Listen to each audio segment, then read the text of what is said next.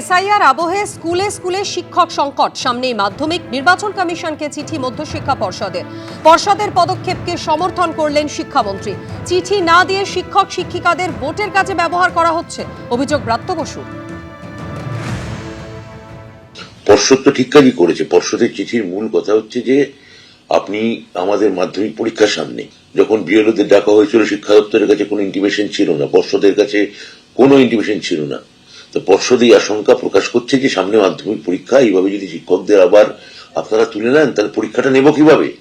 এটা নির্বাচন কমিশন একটা স্ট্যাটিউটরি বডি হয়ে আর সরকারি দপ্তরকে তার একটা ইন্টিমেট করতে বা চিঠি লিখতে যে কি অসুবিধে, এটা আমি বুঝতে পারছি না। এটার মধ্যে এক ধরনের কুক্ষিগত করার মানসিকতা, রাজ্য সরকারকে এড়িয়ে চলার প্রবণতা, আর পুরোটাই যেন একটা তানাশাহি, এই ধরনের একটা মানসিকতা প্রতিফলন করছে এই ধরনের আচরণে। আমি পর্ষদকে সমর্থন করছি। ব্রাত্য বসুর বক্তব্য আপনারা শুনলেন। আর এই নিয়ে মুখ্য নির্বাচনী আধিকারিক কি জানিয়েছেন শোনাবো। সেন্ট্রাল ফোর্স কবে আসছে এটা আমি কি জানি। আচ্ছা, এটা আমার কাছে শিক্ষা দপ্তর বলছে বা ব্রাত্য বসু বলছে যে বিএলও নিয়োগ হচ্ছে কিন্তু কমিশন জানাচ্ছে না।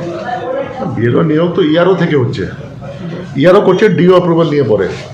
সেটা শিক্ষা দপ্তরকে জানানো হচ্ছে তো যে তাদের দরকার ইনফরমেশন আছে। হ্যাঁ, মাইক্রো অবজারভার আসছে তো। মাইক্রো অবজারভার তো আসবে, আজকে অর্ডার হয়েছে, দেখা যাক।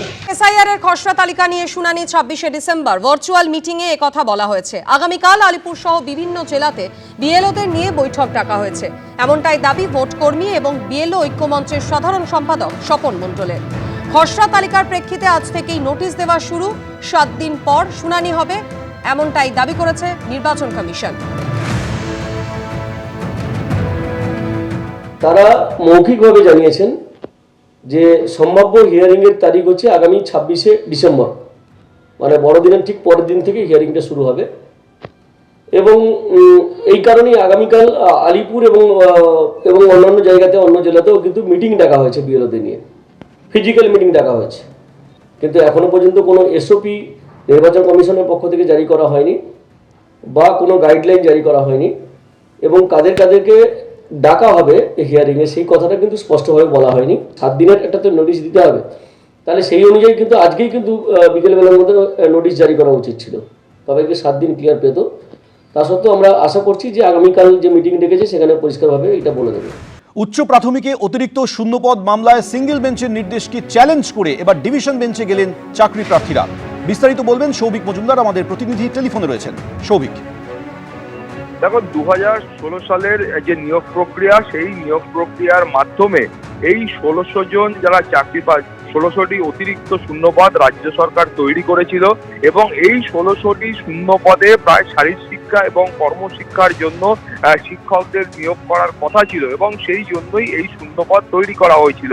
একেবারে প্রাথমিক পর্যায়ে মাননীয় বিচারপতি বিশ্বজিৎ বসু তিনি এই শূন্যপদ তৈরির যৌক্তিকতা নিয়ে প্রশ্ন তুলেছিলেন এবং সাম্প্রতিক আমরা দেখলাম তিনি যে রায় দিয়েছেন, সেই রায়ে তিনি বলেছেন যে এই যে 1600 অতিরিক্ত শূন্যপদ উচ্চ প্রাথমিকের শারীরশিক্ষা এবং কর্মশিক্ষার শিক্ষক নিয়োগের জন্য তৈরি করা হয়েছিল সেটা বাতিল করা হলো।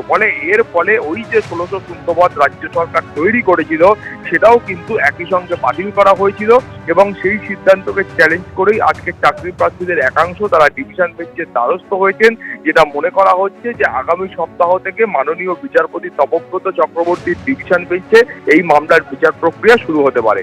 সৌমিত, একদমই সৌভিক, তুমি আমাদের সঙ্গে থাকো। যে খবরের দিকে আমরা নজর রেখেছি, উচ্চ প্রাথমিকে অতিরিক্ত শূন্যপদ মামলায় সিঙ্গেল বেঞ্চের নির্দেশকে চ্যালেঞ্জ। সিঙ্গেল বেঞ্চের নির্দেশ চ্যালেঞ্জ করে ডিভিশন বেঞ্চে যায় চাকরি প্রার্থীরা। বিচারপতি তপব্রত চক্রবর্তীর ডিভিশন বেঞ্চে মামলা দায়ের রাজ্যের তৈরি অতিরিক্ত 1600 শূন্যপদ বাতিল করে কলকাতা হাইকোর্ট। 2022 সালে তৈরি করা অতিরিক্ত শূন্যপদ বাতিল করে আদালত। কর্মশিক্ষা এবং শারীরশিক্ষার অতিরিক্ত 1600 শূন্যপদ বাতিল করেন বিচারপতি বিশ্বজিৎ বসু। আগামী সপ্তাহে শুনানির সম্ভাবনা।